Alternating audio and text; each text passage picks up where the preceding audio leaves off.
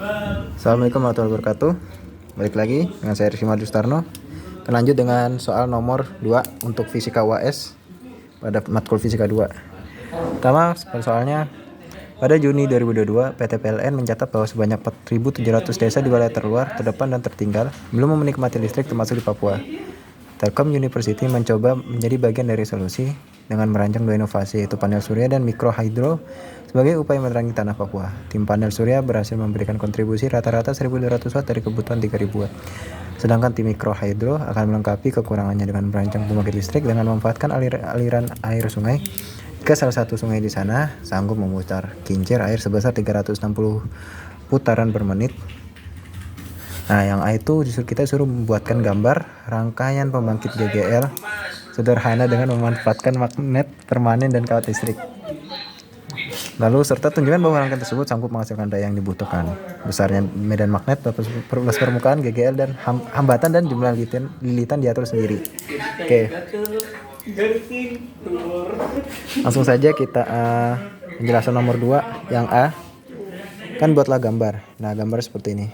Sini ada turbin, ada lilitan, dan ada hambatan. Nah, sini akan hambatannya akan dapat menghasilkan berapa watt yang dapat dicapai maksimalnya ya dari gambar rangkaian ini pembangkit GGL. Lalu kita cari dulu GGL sesaatnya dengan N delta omega per dt sama dengan N BA W sin omega T, omega sin omega T.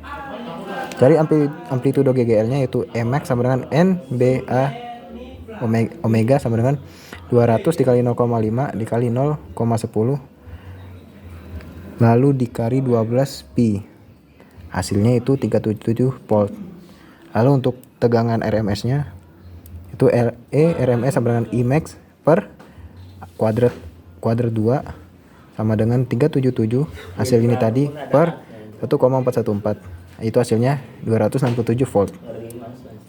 Jadi bagaimana agar hasilnya 3000 watt pada nilai RMS 267? Maka arus bebannya itu kita nilai ininya 3000 dibagi tegangan RMS-nya akan ketemu 11,2 ampere. Nah, lalu untuk hambatan bebannya yaitu hasil dari tegangan RMS 267 dibagi I-nya itu senilai 11,2. Nah, maka akan ketemu hasil 23,8 ohm. Ini untuk hambatannya. Lalu kita sudah ketemu A-nya, nilai-nilai semua hambatan, terus lalu tegangan RMS-nya dan amplitudonya. Selanjutnya yang B, itu kita mencari jumlah lilitan ya tadi. Pertama, rumusnya Fs per Fp sama dengan 110.000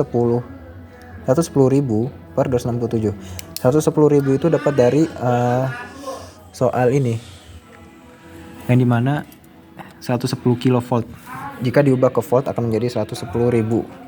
Maka hasilnya dapat 412. Nah, sini saya memakai misalkan 200 lilitan, itu maka 200 dikali 412 tadi hasilnya maka akan temu 82.400 lilitan. Itu jumlah lilitan yang saya temukan untuk sebuah rancangan bagaimana si trafo ini dapat disalurkan ke lokasi yang jauh sesuai soal nomor 2 yang B. Lalu untuk arus sekundernya itu IS sama dengan IPX IP dikali NP per NS. 11,2 tadi yang nilai pada ini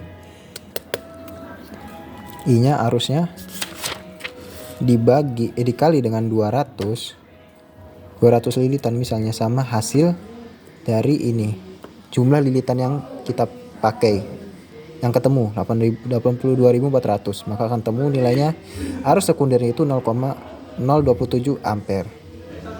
Sekian itu saja dari saya tentang penjelasan soal nomor 2 yang fisika soal UAS nomor 2 fisika.